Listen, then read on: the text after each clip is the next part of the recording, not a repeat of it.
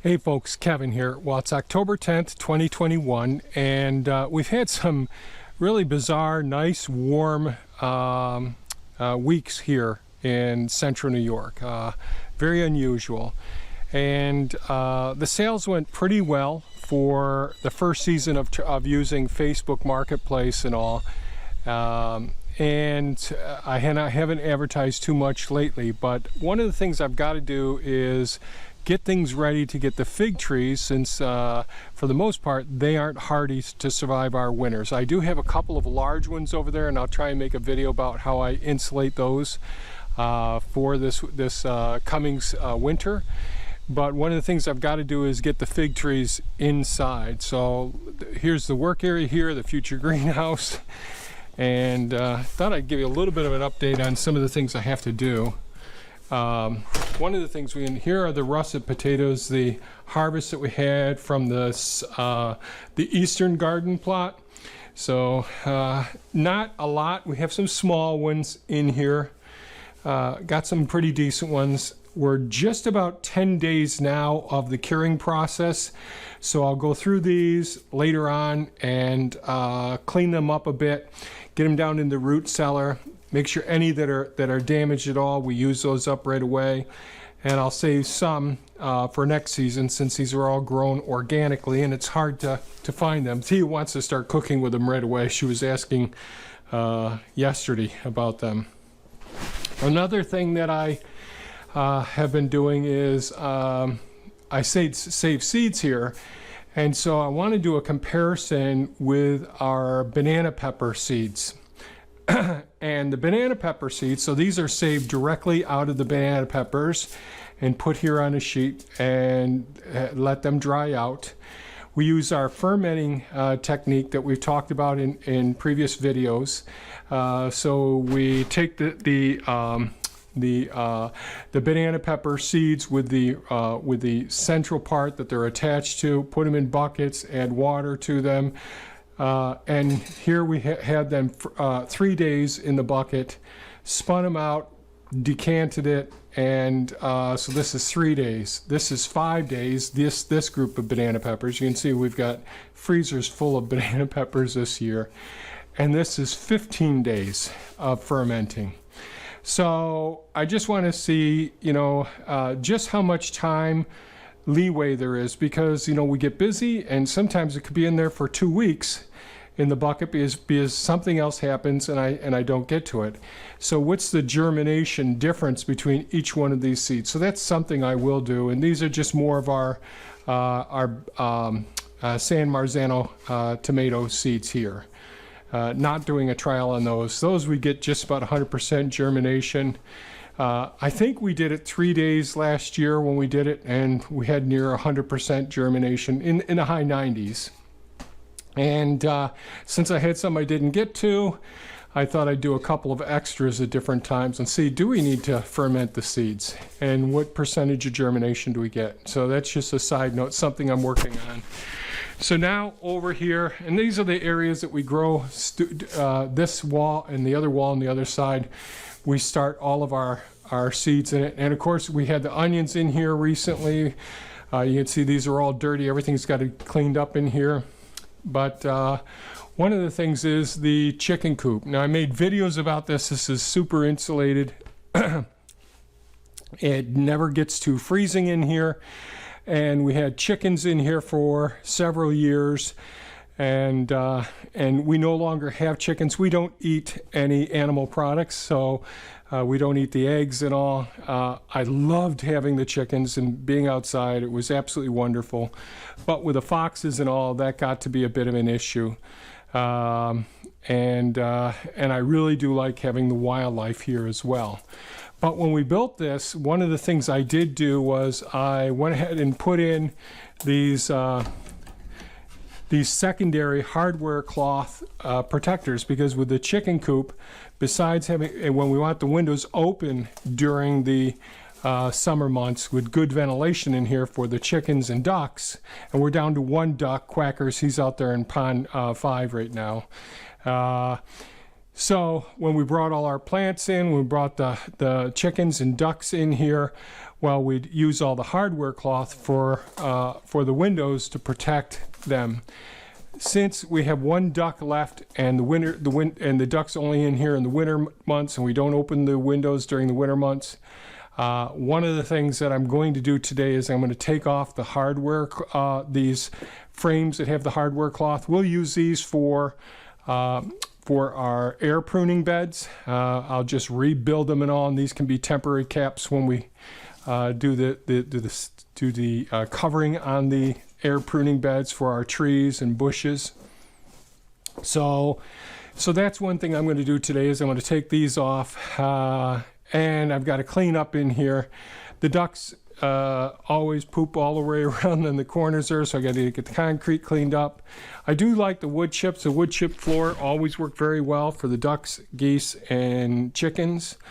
So I'm going to leave that in here. I used our large gates, and these are the connectors for the gates, to keep the chickens into one area and keep the goose out of the areas where we were growing our citrus and our different trees, because many of the trees we started in here, and the ducks and the geese would just chew them right down to nothing. So we ended up putting gates in here, so I don't need the gates in here anymore. Don't need the hardware cloth on here. We can all repurpose that. And as you can see, they're just, you know, a couple times a year I got to come out here and clean out all the cobwebs and all. And eventually I'll take the automatic chicken door out as well. And this will be a separate growing area. Now, last year I ended up bringing in the fig trees. Last year, maybe it was 2 years now, I put in these LED shop lights in here, because in the afternoons, this is the western side, we get the western light coming in, and this was great for all the chickens and ducks, and we kept their cycle with the lights that are up here, plenty of lights up there in the ceiling. But when I decided to keep the plants in here and get the figs a little bit of an early start, I used the LED lights. That really wasn't an advantage. It didn't have any great advantage at all. Yes, it is. We're a couple of zones. This is probably zone 8 inside of this area. I mean, we really don't get down to freezing. We do have the dark periods, and we don't get any eastern light, so having the lights in here. But when you transition and you're taking all these large pots outside with the leaves already leafed out, the ideal way of doing it would be taking them out for an hour, let them get exposed to the sun, hardening them off basically. But since I wasn't able to harden them off, because it's a big deal getting all these fig trees up, because it takes up this whole area, there's no sense in giving them any head start with any additional lighting. So I'll take out these shop lights. We can use them in the growing areas. I'll probably take out some of the gate supports here and remove the hardware cloth, you know, predator device protection for in the summer months, since we're not going to need this at all. And it just reduces the amount of work that I've got to do in here as well. I did, when I was harvesting apples and doing some pruning out there yesterday in the first food forest, I did find 3 volunteer pawpaws here. I pruned off some of their leaves. This is a delicious pear here. I should have pruned off the rest of the leaves from here. I'm going to spritz them. But this one is already having some troubles, but hopefully it'll come back again. So taking a chance. I didn't get their full roots. As I made videos in the past, the pawpaws, they really have very extensive root systems. So I ended up cutting those off. I did mycorrhizal fungi around the root of each one of these and put them in new compost, or aged horse manure rather. So this is one of the jobs I've got to get done this morning, so that when we do bring the figs in and the citrus in, I don't have and I've got to get these extra pots out of here as well. So that's one of the jobs I've got to do today. It's one of the things on the list.